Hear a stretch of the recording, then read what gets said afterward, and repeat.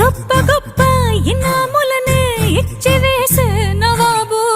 నన్ను మాత్రం చిన్ని చిన్ని ముద్దులడిగే